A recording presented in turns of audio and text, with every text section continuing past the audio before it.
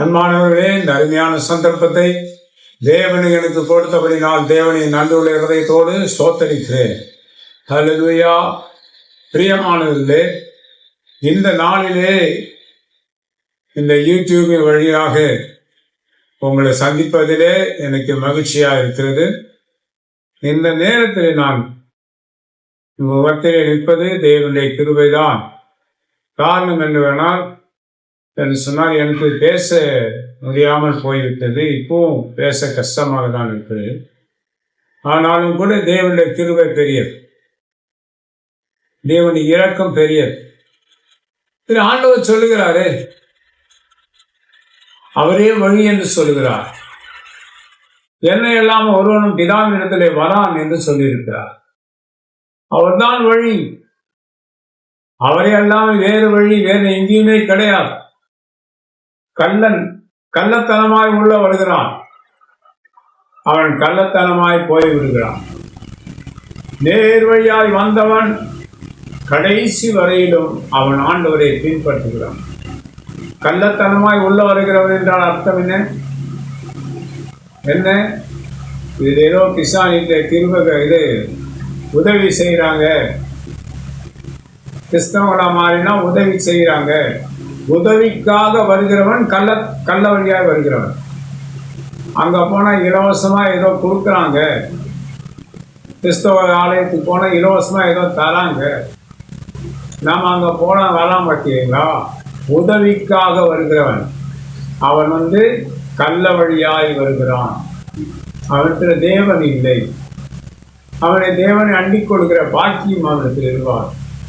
தேவனை நோக்கி வருகிறவன் தான் தேவனை அடைவான ஒழியே ஏதேனும் உதவி கிடைக்கும் என்பதற்காக வருகிறவன் கள்ள வழியாய் வருகிறான்.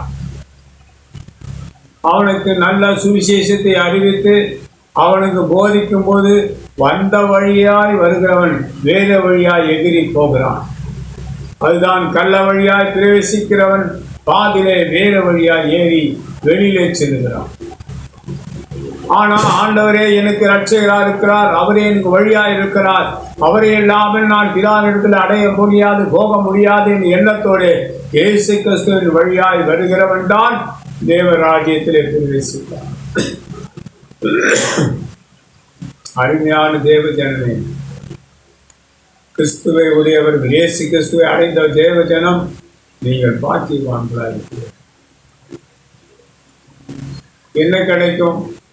அந்த எண்ணத்தோடு ஆண்டவரை பின்பற்றவில்லை.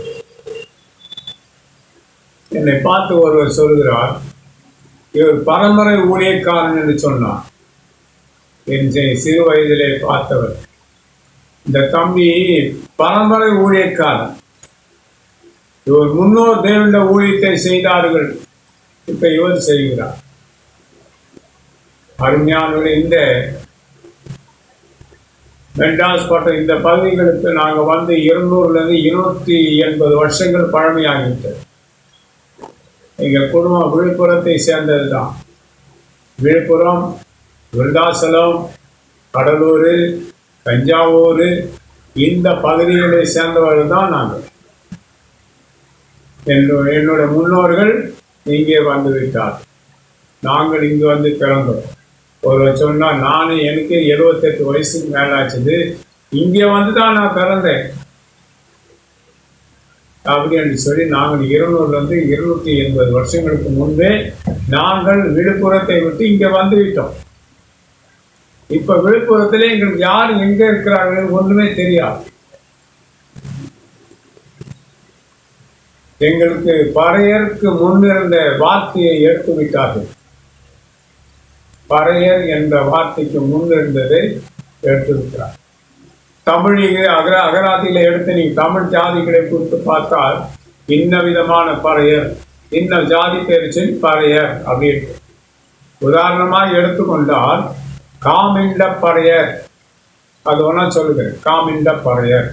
இது போல எல்லோருக்கும் அவரவர் ஜாதியை வித்தியாசமாய் போட்டு துவக்க காலத்தில் பறையர் பறையர் பறையர் என்று கொடுத்துருப்போம். நீ ஏன் என் பிரசங்கத்தில் பறையர்களை பற்றி பேசுகிறேன்னா, தமிழ் குடிகள், தமிழ் ஜாதிகள், இவர்கள் எல்லோரையும் ஒன்று சேர்க்க வேண்டும். இவர்கள் யாவரையும் ஒன்று சேர்க்க வேண்டும். இதுதான் என்னுடைய நோக்கம். ஏன் தேவன் இவைகளை பேச செய்கிறாரோ தெரியவில்லை. அருமையான தேவ ஜனமே, எங்களுடைய விசேஷ பெயர் இது உண்டு. அதெல்லாம் எங்களை விட்டு எடுத்து விட்டார்கள். 700 வருஷங்களாக நாங்கள் அடிமைகளாக்கப்பட்டு இருக்கிறோம். ஒரே ஒரு பறையர் குரூப் மட்டும், பறையர் என்று சொல்லப்பட்ட ஒரு குரூப் மட்டும் 700 வருஷங்களாக இந்த தமிழ்நாட்டில் நாங்கள் அடிமைகளாக இருக்கிறோம். எங்களை அடிமைகளாக்கினவர்கள் யார்? என்னுடைய சிறு வயதிலே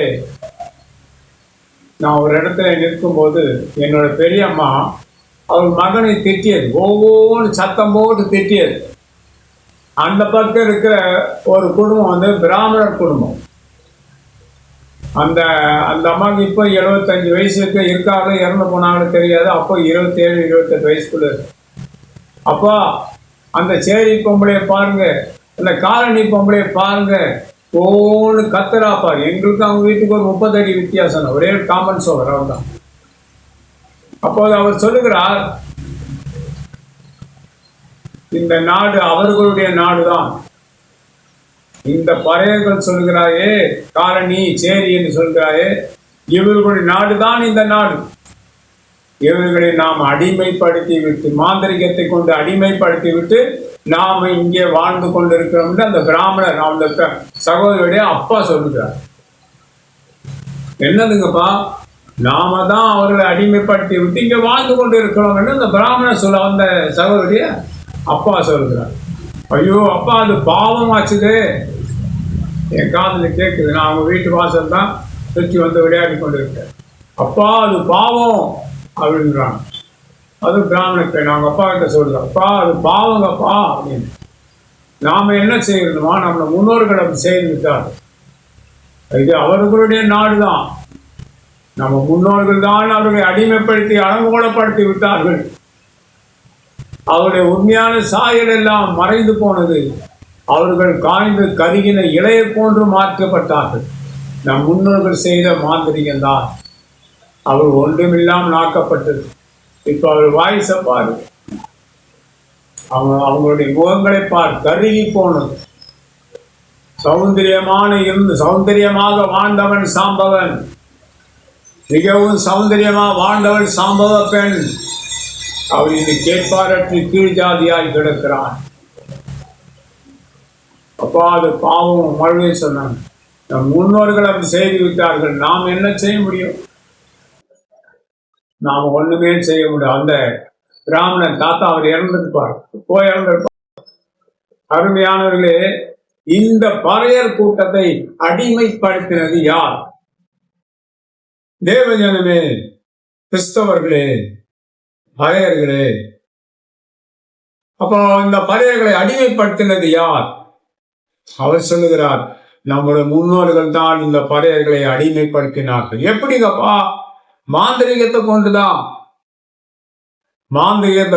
இந்த பறையர்களை அடிமைப்படுத்தி, பறையருடைய நாடு.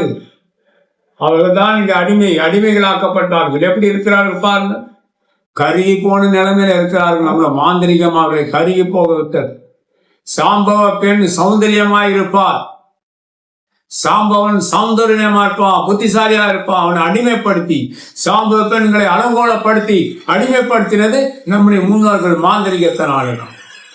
அவர்கள் அன்பா இருப்பார்கள், யாருக்கும் துரோகம் செய்ய மாட்டார்கள், அன்பா இருப்பார்கள். அவர்களை இந்த அலங்கோலப்படுத்தினது நம்முடைய முன்னோர்கள் பிராமணர்கள் தான் இப்படி செய்திருக்கிறார். இந்த விஷயம் எல்லா பிராமணர்களுக்கும் தெரியும், இல்லை என்று அவர்கள் சொல்லவே மாட்டார்கள். இப்போது அதை எதுக்கு சொல்கிறேன் என்றால், பிராமணர்கள் அந்த காலங்களிலே எங்களை அடிமைப்படுத்தி சிறைப்படுத்தி எங்களை அலங்கோலப்படுத்தினார்கள். நிமிர்ந்து நிற்கக்கூடாதபடிக்கு எங்களை குனிய பண்ணினார்கள். 700 வருஷங்களாக இந்த பறைகள் அடிமைகளாக்கப்பட்டார்கள், தனிமைப்படுத்தப்பட்டார்கள். இன்னைக்கும் பாருங்க, ஊர் ஒரு இடத்துலும் காலனி என்று தனியா வைத்திருப்பார். அங்க எந்த விதமான உதவியும் இருக்காது. இந்த பறையன்தான் ஊர் ராஜா அரண்மனையிலே ராஜகுலமாக வாழ்ந்தவன். அவன் தனிமையா சேரி காலணி என்று ஒரு சொல்லப்பட்ட இடத்துல ஒதுக்கி வைக்கப்பட்டிருக்கிறான். கால அணி செருப்பு வைக்கிற இடம் ஒதுக்கப்பட்டிருக்கிறான். இப்ப இந்த பறையன் மறுபடியுமாக, இந்த சாம்பவன் மறுபடியுமாக அவன் எழும்பி வர வேண்டும் என்று சொன்னால், இந்த காலத்து பிராமணர்கள் கண்டிப்பா எங்களுக்கு தேவை. என்னோட வீடியோ பார்க்க போகிற யாரா இருந்தாலும் இந்த பிராமணர்களின் அசோசியேஷனுக்கு அனுப்பி கொடுத்தால் பாக்கியமா இருக்கும். அவர்களோட முன்னோர்கள் தான் எங்களை அடிமைப்படுத்தினார்கள் மாந்திரிகத்தை கொண்டு. இது எங்களுடைய நாடு, எங்களுடைய நாடு. மற்றவர்கள் எல்லாம் அவர்களை பணிந்து பயந்து அவர்களுக்கு பின்னே போய்விட்டார்கள். இந்த பறையன் ராஜகுலத்தை சேர்ந்த பழைய ரிக்கார்டுங்க எடுத்து பாருங்க. அதுக்கு ரிக்கார்டு இல்லைல்ல, நான் கொடுத்துட்டேன் ரிக்கார்டெல்லாம். இந்த பறையன் யார் என்பது புரியுதா? இந்த பறையன் யார்? உதாரணமா சொல்ல போனால், இந்த கரிகால சோழன் கல்லணை கட்டினாரே, அவருடைய ஜெனரேஷன் தான் இந்த பறையர்கள். ராஜராஜ சோழன் பெரும்பறையர் இனத்தை சேர்ந்தவர் தான் இந்த பறையர்கள். ராஜேந்திர சோழனுடைய இனத்தை சேர்ந்தவர் தான் இந்த பறையர். நிறைய சோழர்கள் இருக்கிறார். இந்த சோழன் தான் அடிமைப்பட்டு கிடக்கிறான். அடிமைப்பட்டது மட்டுமில்லை, அவன் அலங்கோலப்படுத்தப்பட்டிருக்கிறான். படிக்க விடுறதில்லை, வேலை கழித்தா வேலை செய்ய விடுறதில்லை, ஒரு வணிகம் செய்ய முடிகிறதில்லை. அவரை பிழைக்க விடாதபடிக்கு அவர்களை கூறி குறுக பண்ணி விட்டார்கள். பிராமணர்கள் இவர்களை கூறி குறுக பண்ணியிருந்த மாத்திரமில்லை, மற்றவர்களை இவர்களுக்கு விரோதமாக எழுப்பி இவர்களை மிதித்து ஒன்றுமில்லாமல் ஆக்கிவிட்டார். இதுதான் நான் பறையர்களுக்கு சொல்கிறேன். பறையனே, புத்தி தெளிவாய் திரும்பி வா, புத்தி தெளிவாய் திரும்பி வா. அனைத்து பிராமணர்களும் அவங்க அசோசியேஷன்ல சொல்லி, நம்ம முன்னோர்கள் அன்றைக்கு இவர்களை அடிமைப்படுத்தி விட்டார்கள். 700 ஆண்டுகளாக அவர்கள் அடிமைகளாக இருக்கிறார்கள். நாம அவர்கள் அதை செய்த கிரியை நாம செய்யாமல் இவர்களுக்கு கொஞ்சம் உதவி செய்யலாம். நம் முன்னோர்களால் செய்யப்பட்ட மாந்திரிகங்கள் எல்லாவற்றையும் அவமாக்கி, யாகம் வளர்த்து அவமாக்கி தூர தள்ளி போட்டு இந்த மக்களை கொஞ்சம் வாழ வைப்போம், அது நமக்கு புண்ணியமாக இருக்கும் என்று சொல்லி முன்னோர்கள் செய்த அக்கிரமத்தை நாம செய்யாமல் இவர்களை வாழ விடலாம், இவர்களை வாழ விடலாம் என்ற எண்ணத்தோடு கூட இப்ப இருக்கிற பிராமணர்கள் சமுதாயம் உதவி செய்தால் எனக்கு நலமாக இருக்கும். அந்த பிராமணர்களை நான் வேண்டி விரும்பி கேட்டுக்கொள்கிறேன். அருமையான பிராமண சகோதரர்களே, இந்த வீடியோவை நீங்கள் டவுன்லோட் பண்ணி வைத்துக் கொள்ளுங்கள். சோழர்கள் உள்ள வரும்போது நீங்கள் அவர்களுக்கு எடுத்து இந்த வீடியோ போட்டு காண்பீர்கள். அவர்கள் தமிழ் பேச முடியாது, பேசினால் புரிந்து கொள்வார். புரிந்துங்களா? எங்க முன்னோர்களால் தானே உன் ஜனங்கள் அடிமைப்படுத்தப்பட்டார்கள்.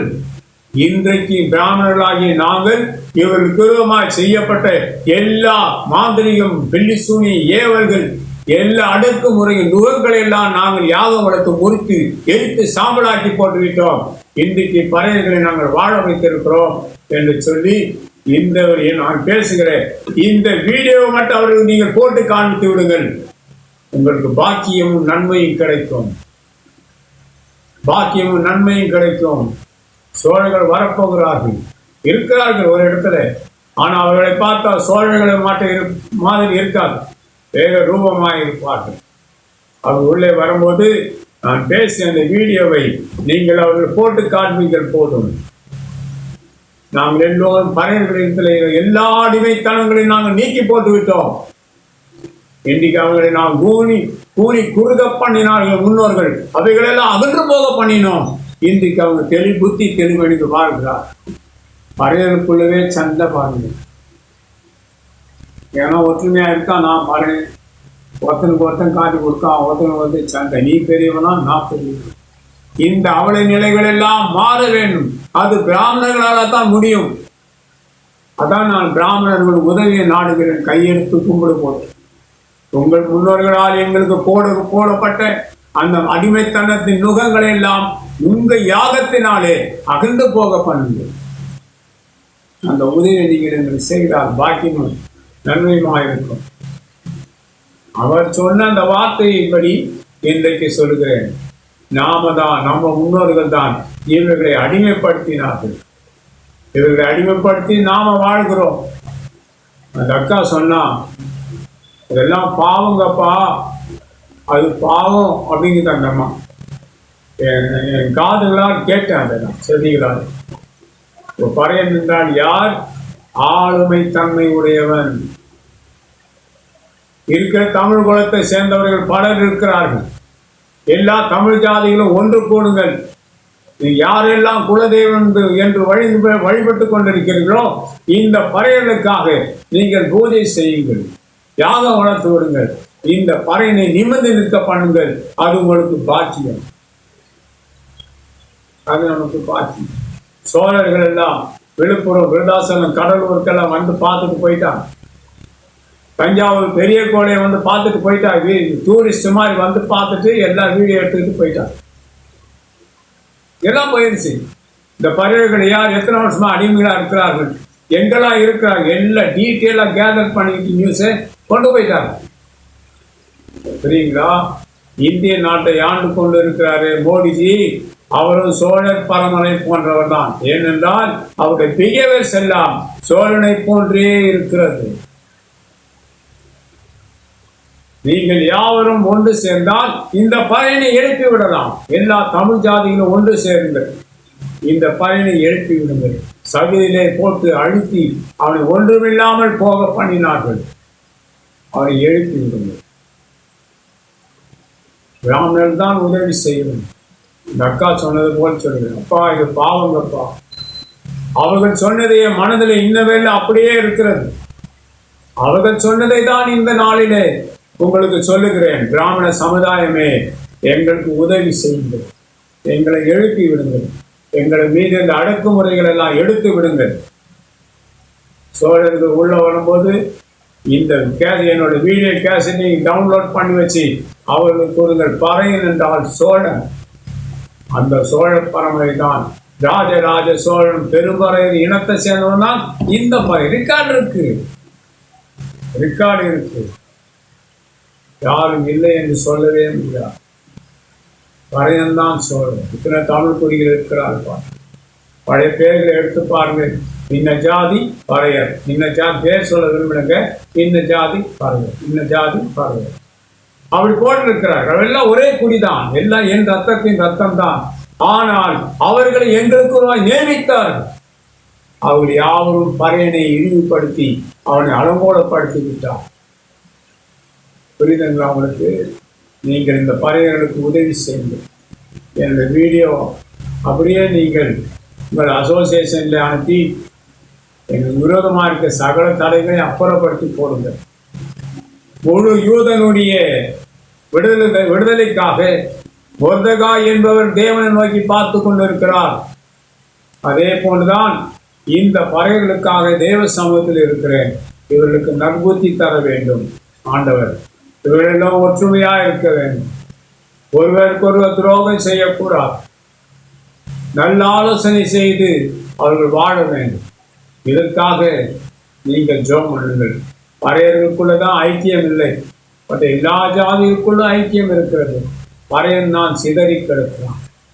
அவனை ஒன்றுக்கு திரட்டுவது மிகவும் முடியாதது. ஆனால் எல்லோரும் ஒன்று திரண்டு வாருங்கள். பறையர்கள் ஒன்று திரண்டு வாருங்கள். யாருக்கு தீமையெல்லாம் செய்ய வேண்டாம். பறையர்களுக்கு தீமை செய்வதை விட நன்மை செய்வது அதிகமாக பிடிக்கும். வந்தவர்களெல்லாம் வாழ வைத்தவன் பறையன்தான்.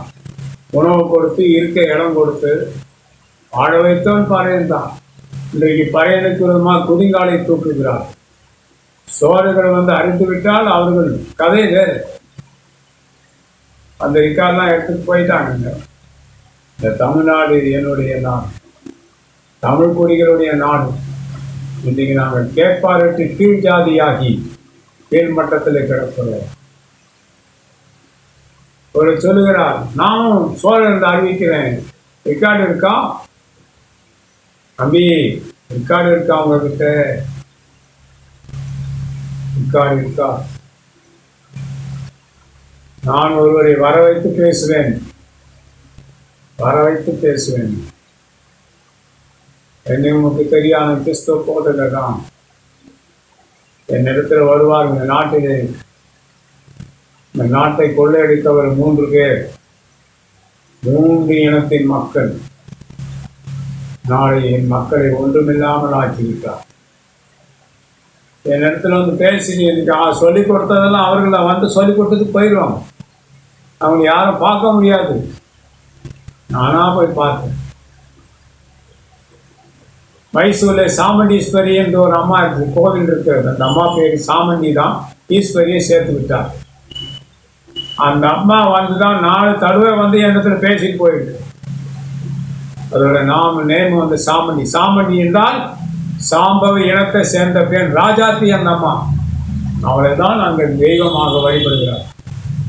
4 முறை என் வீட்டு வாசலுக்கு வந்து போய்விட்டார். அருமையானவரே, இந்த சாபவ இனம் இன்னைக்கு அடிமைப்பட்டு இருக்கிறது. அவளை எழுப்பி விடுங்கள், புரியுங்களா? அவளை வாழ விடுங்கள். பழையர்களை உதவி செய்து வாழ விடுகிறவன் பெரும் பாக்கியசாலி, பெரும் பாக்கியசாலி. சரி, இந்த சாம்பவர்களை பற்றி ஒருவர் எனக்கு சொல்லிக் கொடுத்தார். அவர் யார் என்றுதான் 89வது வருஷம் இந்த ஜாதிகளை பற்றியெல்லாம் எல்லா ரெக்கார்டும் என்கிட்ட தான் இருந்தது. எனக்கு தான் அவர் கொடுத்தார். அவர் யார் என்றால் பசுமோன் முத்துராமலிங்க தேவருடைய சகலன். அவருக்கு கூட பிறந்தவள அண்ணன் தம்பி உறவுல உள்ளவர்கள் மதன வேலூர். அவர் என்ன சொன்னால், நான் தேவ ஜாதியை சேர்ந்தது, நீ யாருக்கும் சொல்லக்கூடாது என்று சொல்லிவிட்டார். சரி, சொல்ல மாட்டேன்னு சொன்னேன். அவர் செத்து அவர் உயிர் போன பிறகுதான் இவர் என்ன ஜாதி தெரியாதே, எந்த ஊருன்னு தெரியாதே என்று கேட்டார்கள். அப்பொழுதுதான் சொன்னேன், இவர் தேவர் ஜாதியை சேர்ந்தவர், பசும்பொன் முத்துராமலிங்க ஐயாவுடைய சகலன், அண்ணன் தம்பி உறவுகளை உள்ளவர்கள். இவங்க சொந்தக்கார தம்பிலாம் மதுரை மேலூரில் இருக்கிறதா சொல்லி இருக்கிறார்கள். என் இடத்துல சொன்ன, ஏன் எங்ககிட்ட சொல்ல, யார்கிட்டும் சொல்லக்கூடாதுன்னு சொன்னதுனால நான் சொல்லலை. அவரை பற்றி சாட்சி சொல்ல சொன்னாங்க, எனக்கு சாட்சி சொல்ல வார்த்தையே வரலை. புரியுங்களா? அவர் அருமையான ஒரு தெய்வ மனுஷன். அவர் இந்து, இவர் வந்து கிறிஸ்தவ போதகர். அவருடைய மதுரையில் அவர் ஊழியம் செய்யும்போது அப்போ எடுத்த ஒரு ஃபோட்டோ இன்னும் கூட என் பைபிளில் நான் வைத்திருக்கிறேன். அவர் பேர் சுந்தரராஜ். அவர் ஒரு பேர் வேறு, அதெல்லாம் எழுதாமல் இருக்கேன். அவர் கொடுத்த ரெக்கார்ட்ஸ் தான் எல்லாமே. படித்து படித்து சொல்வார், இதை பார், இதை பார், இதை பார். எங்கள் அண்ணன் யார் இடத்துலையும் பிரசாதம் விபூதி வாங்கவே மாட்டார். பறையன் சாம்பவன் இடத்துல தான் விபூதி வாங்கி நெத்திலே பூசுவார். வேறு யார் கொடுத்தாலும் வாங்க மாட்டார். பசும்போன் முத்துராமலிங்க தேவரை பற்றி அவர் எனக்கு சொல்லிக் கொடுத்தார். அவர் யாருன்னு எனக்கு தெரியாது, நான் அவர் பார்த்ததும் இல்லை. அருமையானவர்களே, அவரிடத்துல கற்றுக்கொண்டது தான். நீங்கள் இந்த பறையர்களை அவர் விடுதலைக்காக நீங்கள் போராடுங்கள். இவர்கள் உயரட்டும், இவர்கள் எல்லோரையும் வாழ வைப்பார்கள், ஒழிய யாரையும் அழிக்க மாட்டார். விட்டவன் என்று சொல்வார்கள். உணவில்லாதவர்கள் உணவு கொடுப்பார்கள், தங்க இடம் கொடுப்பார்கள், அவளை வாழ வைப்பார்கள். அப்படி வாழ்ந்தவர் தான் பலர் இன்னைக்கு பறையனை இழிவுபடுத்துகிறார்கள். எங்கள் வீட்டு வாசலையை சேர்க்க மாட்டோம். இவங்க எந்த நிலைமையில இருந்தாங்கன்றது அவங்களுக்கு தெரியல. பெரியம்மான் இது எல்லாவற்றையும் சொல்லிக் கொடுத்தது 89வது வருஷம் பசும்போன் முத்துராமலிங்க தேவருடைய அண்ணன் தம்பி சகலன். சகலன் அவர் உயிரோடு இருந்தால் எல்லா விஷயமும் தெரியும். அவர் இறந்துட்டார். எங்களுடைய அடிமைத்தனங்களை நீங்கள் மாற்ற வேண்டும். இந்த பறையர்களை உயர்த்த வேண்டும். எல்லா தமிழ் குடிகளும் பறையர்கள் தான். எல்லோரும் ஒன்று கூடுங்கள், ஒற்றுமையாய் வாருங்கள், விரோதங்களை மார்க்க பேதங்களை அகன்று போக பண்ணுங்கள். பறையருக்குள்ளே எந்த வேற்றுமையும் இருக்க வேண்டாம். ஒன்றுபட்டால் உண்டு வாழ்வு என்று சொல்வார்கள். எல்லோரும் வாழுங்கள்.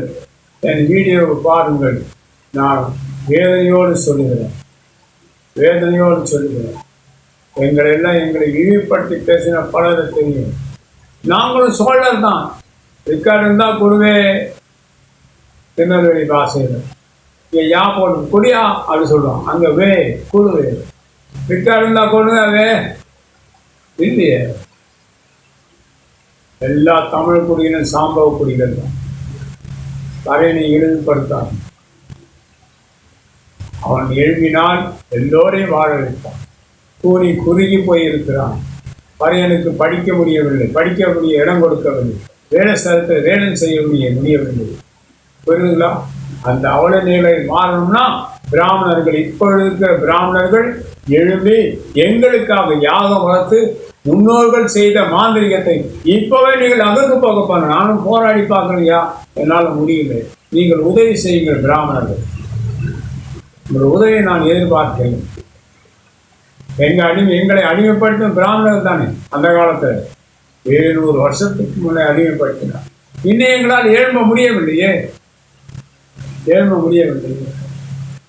உங்களுடைய அணுக்கருகம் எங்களுக்கு கிடைத்தால் உங்கள் யாகத்தின் மூலமாக, உங்களுக்கு தெரிந்த மாந்திரிக சக்தியின் மூலமாக எங்களுக்கு விரோதமாக இருந்த பகைகளை எடுத்து போடுங்கள், மாந்திரிகத்தை எடுத்து போடுங்கள். அது எங்களுக்கு உதவி, நீங்கள் செய்கிற ஒரு உதவியா இருக்கும். அது உங்கள் சந்ததிகளுக்கு நன்மைகளை தரக்கூடியதாக இருக்கும். என் வீடியோ பார்த்து பிராமணர் அசோசியேஷனில் அனுப்பி எங்களுக்காக தயவு செய்து நீங்கள் யாகம் வளர்த்து எங்கள் விரோதமாக எங்கள் மேலே இருக்க எல்லா தடைகளையும் நீங்கள் அப்புறப்படுத்தி போடுங்கள். எல்லா இடங்களிலும் நாங்கள் குறுகி போய் நிற்கிறோம், எங்கள் மேலே ஏறி போகிறார்கள். இந்த சோழர் வம்சத்தின் மீது ஏறி போகிறார்கள். மரண வேதனை தான். அருமையான தேவஜனமே, நீங்கள் ஒற்றுமையா இருங்கள். எல்லா பறையர்களும் ஒற்றுமையா இருங்கள். பறைய கிறிஸ்தவர்கள் எல்லாம் ஒற்றுமையா இருங்கள். வாக்குவாதம் பண்ணாதீர்கள், ஒற்றுமையா இருங்கள். ஒற்றுமையா இருந்து வாழுங்கள். ஒருவர் தீங்கு செய்யாதீர்கள். ஒருவருக்கு ஒரு ஆலோசனை பண்ணுங்கள். என்ன விஷயமானால் உடனே ஒப்புரவாகுங்கள். புரிஞ்சுங்களா?